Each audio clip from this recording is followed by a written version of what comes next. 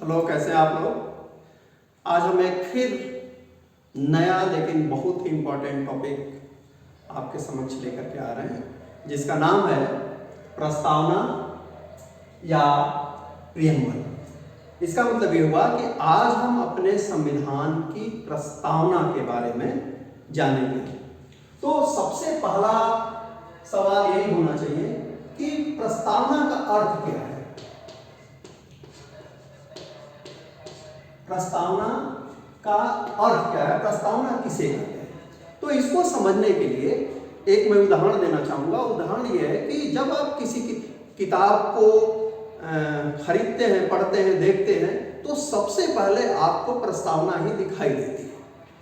पहले चैप्टर नहीं शुरू हो जाते, पहले प्रस्तावना, लेखक की तरफ से प्रस्तावना लिखा जाता है, जिसमें दो चीज़ें बड़ी साफ होती है। एक तो यह कि उससे पता चलता है कि इस पुस्तक को लिखने का उद्देश्य क्या है, और दूसरी चीज यह पता चलता है कि इसके विषय वस्तु क्या है, यानी जो कंटेंट है, विषय वस्तु, और दूसरा जो ऑब्जेक्टिव है, उद्देश्य। क्योंकि हर काम करने का एक उद्देश्य होता है, तो किताब का भी एक उद्देश्य है। वैसे ही हमारा जो प्रियम्बल है वह हमारे संविधान निर्माताओं की संविधान के माध्यम से जो ऑब्जेक्टिव रखे गए थे कि हमें भविष्य में ये चीजें अचीव करनी है, प्राप्त करनी है, तो वह प्रस्तावना में है। और इसीलिए हम प्रस्तावना को क्या बोलते हैं, उद्देशिका भी बोलते हैं। और जैसे पालकी वाला ने कहा, इसको हम बोलते हैं आइडेंटिटी कार्ड। जैसे आप स्कूल में जाते हैं ना, कॉलेज में, स्कूल में, एक आईसी मिलती है आपको, आइडेंटिटी कार्ड, पहचान पत्र,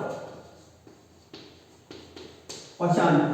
उस आइडेंटिटी कार्ड को देख करके पता चल जाता है कि यह बच्चा कौन है, किस क्लास का है, किस सेक्शन का है, किस स्कूल में पढ़ता है, ये सारी जानकारी मिल जाती है।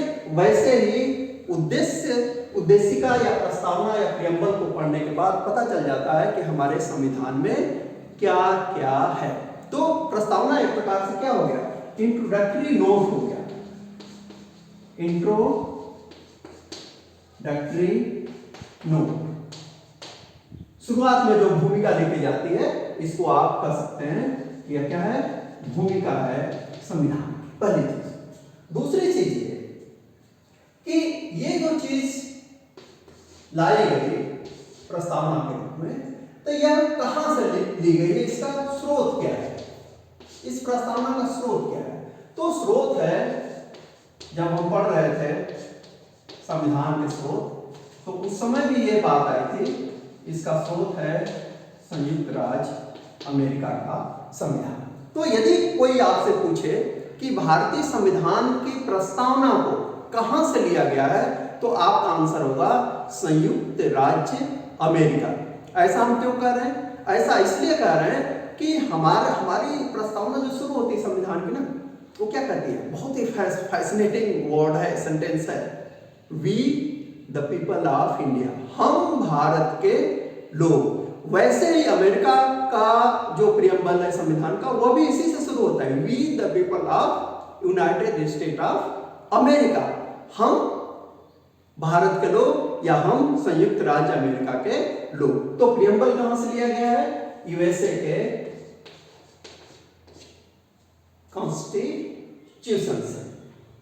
तीसरी चीज कि यदि यह हमारे संविधान में है, संविधान की प्रस्तावना है, तो इसका यह है कहां, संविधान में कहां पे लोकेटेड है, इसकी लोकेशन क्या है, कहां पे आती है, क्या संविधान के शुरू में आती है, संविधान के बीच में आती है, संविधान के अंत में आती है। तो जाहिर सी बात है, जैसा मैंने कहा कि यह इंट्रोडक्शन है, तो इंट्रोडक्शन बाद में या बीच में नहीं दिया जाता, सबसे पहले दिया जाता। आप भी किसी नए आदमी से मिलते हैं तो अपना इंट्रोडक्शन देते हैं कि my self such and such. तो ये कहां है, शुरू में। शुरू में भी आपको ध्यान रखना होगा कि जब हम जो हमारा संविधान है उसमें कितने भाग हैं? 22 भाग हैं। तो यह जो प्रथम भाग है, प्रथम भाग जो शुरू होता है अनुच्छेद 1 से, उसके पहले है।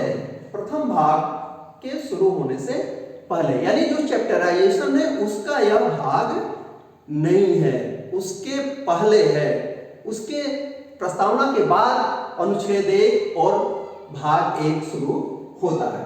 तो लोकेशन मालूम हो गई कि संविधान आप खोलेंगे तो सबसे पहले आपको क्या मिलेगा? आपको प्रियम्बल मिलेगा। चौथी बात ये कि इसमें जो भी कहा गया है तो उसका आधार क्या है, वे चीजें कहां से आई हैं? तो इसका आंसर ये है कि 13 दिसंबर 1946 को पंडित नेहरू ने क्या रखा था? उद्देश्य प्रस्ताव, जो पास हुआ था कब? 22 जनवरी 1947। ये जो ऑब्जेक्टिव रेजोल्यूशन था ना, यही इसका मूल स्रोत है। उस उद्देश्य प्रस्ताव में भी ये साफ किया गया था कि हम जो संविधान बनाने वाले हैं उसका स्वरूप क्या होगा। वैसे ही हमारे संविधान का प्रियम्बल, प्रस्तावना या उद्देशिका यह बतला देती है कि संविधान में क्या क्या है और इसका पर्पज क्या है। तो इसका आधार क्या है? पंडित नेहरू द्वारा प्रस्तुत उद्देश्य प्रस्ताव। अब एक बड़ा इंटरेस्टिंग सवाल यहां उठता है कि हम एक तरफ कह रहे हैं कि जब प्रथम भाग शुरू होता है उसके पहले है, अनुच्छेद 1 के पहले है। तो सवाल एक उठता है और शुरू से यह विवाद का विषय रहा है कि क्या प्रस्तावना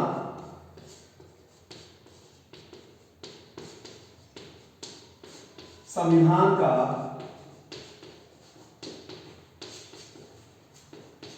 भाग है, पार्ट है? तो आपका अभी फ्लैट आंसर होगा यस, हाँ। आज की डेट में कोई पूछे तो आपको कहना है कि हाँ, प्रस्तावना भारतीय संविधान का एक अभिन्न अंग है। लेकिन 1973 से पहले यह स्थिति नहीं थी। 1973 में एक केस आया जिसको आप जानते हैं, केशवानंद भारती। और इस केस में ये कहा था सुप्रीम कोर्ट। सुप्रीम कोर्ट ने इस केस में एक्सेप्ट किया कि preamble is integral part of Indian constitution. इसका मतलब यह हुआ कि इसके पहले इस पे विवाद था कि प्रस्तावना संविधान का अंग है कि नहीं है। यहां एक्सेप्ट किया गया, 13 जजेस की पीठ थी, उसमें एक्सेप्ट किया गया कि नहीं, यह क्या है? प्रस्तावना भाग है, यानी प्रस्तावना संविधान का भाग है। पहली चीज। दूसरी चीज, लेकिन इसे न्याय योग्य नहीं माना गया। न्याय योग्य नहीं मानने का मतलब क्या है कि इसके अंदर जो चीजें कही गई है, जैसे पार्ट 3 में आपको समानता का अधिकार, यदि कोई आपके समानता के अधिकार का उल्लंघन करता है तो आप सुप्रीम कोर्ट जा सकते हैं, हाई कोर्ट जा सकते हैं।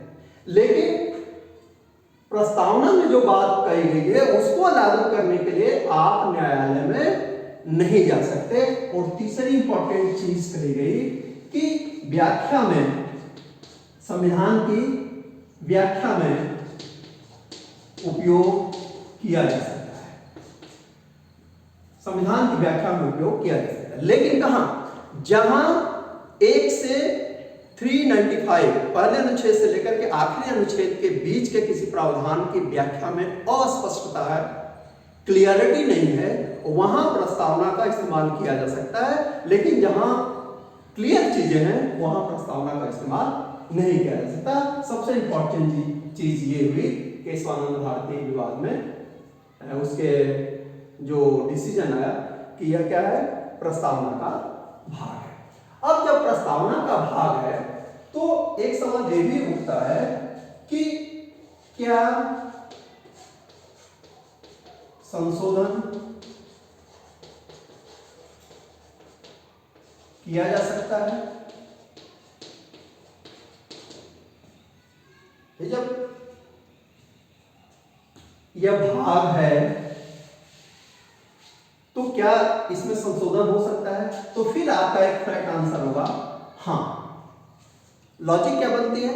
लॉजिक ये बनती है कि जब आप ये कहते हो कि प्रस्तावना संविधान का भाग है और एक अनुच्छेद है, आप जानते हैं 368, यह हमारे संसद को यह अधिकार देता है वह क्या करे, संविधान में संशोधन करे।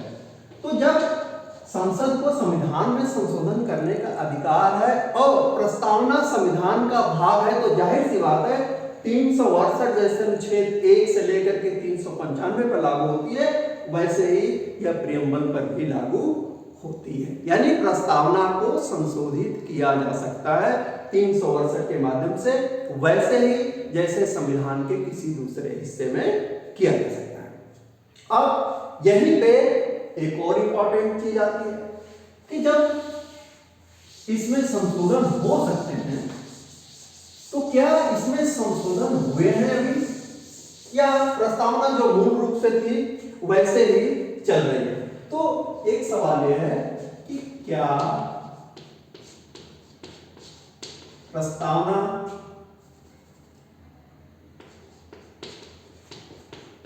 में संशोधन हुआ है? हो सकता है, पहला सवाल था, हुआ है, तो इसका आंसर भी क्या है? इसका आंसर भी है यस, संशोधन हुआ है। जब संशोधन हुआ है तो आप विद्यार्थी हैं और परीक्षा के पॉइंट ऑफ व्यू से यही एक इंपॉर्टेंट क्वेश्चन आता है कि यदि संविधान में संशोधन हुआ है, संविधान की प्रस्तावना में, तो कब हुआ है? तो बड़ा फेमस संशोधन है 42वां संविधान संशोधन, जो कब हुआ? 1976 में। 1976, इस डेट को याद रखिए। इस समय भारत में क्या था? आपातकाल, और इस समय प्राइम मिनिस्टर श्रीमती इंदिरा गांधी थी। यानी देश में इमरजेंसी थी, प्राइम मिनिस्टर कुछ भी सवाल पूछ सकता है, प्राइम मिनिस्टर श्रीमती इंदिरा गांधी थी, और 76 में 42वें संविधान संशोधन, ध्यान रखिए इसको लघु संविधान भी कहते हैं, 42वें मिनी कॉन्स्टिट्यूशन, क्योंकि इसमें ढेर सारे बहुत ज्यादा संशोधन किए गए, तो it is known as mini constitution. तो संशोधन हुआ है, 42वें संविधान संशोधन से हुआ है, 76 में हुआ है, आपातकाल के दौरान हुआ है, श्रीमती इंदिरा गांधी के शासन के काल में हुआ है। तो अब एक और सवाल उठता है कि हुआ तो संशोधन क्या था? क्या संशोधित किया गया? क्या चीजें जोड़ी गई या क्या चीजें निकाली गई? तो 3 शब्द जोड़े गए, 3 शब्द जोड़े गए। कौन कौन?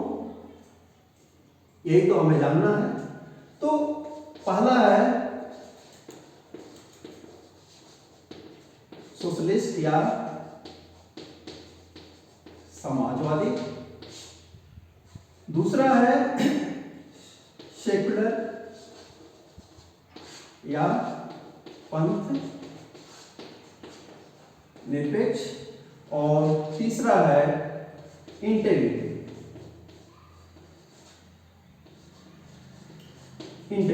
या अखंडता। ये 3 शब्द जोड़े गए इसमें 42वें संविधान संशोधन के द्वारा हमारे प्रस्तावना में। यानी पहले समाजवादी शब्द या सोशलिस्ट शब्द नहीं था, पहले हम सेकुलर ही थे, लेकिन कहीं सेकुलर शब्द का इस्तेमाल नहीं हुआ था और एकता के साथ अखंडता शब्द जोड़ा गया। तो ये कुछ मेजर चीजें थी प्रियम्बल के बारे में। लेकिन जो हमारे संविधान का पर्पज है, जिसको हम फिलॉसफी कहते हैं, दर्शन कहते हैं, उद्देश्य कहते हैं, वह इसके शब्दों में निहित है।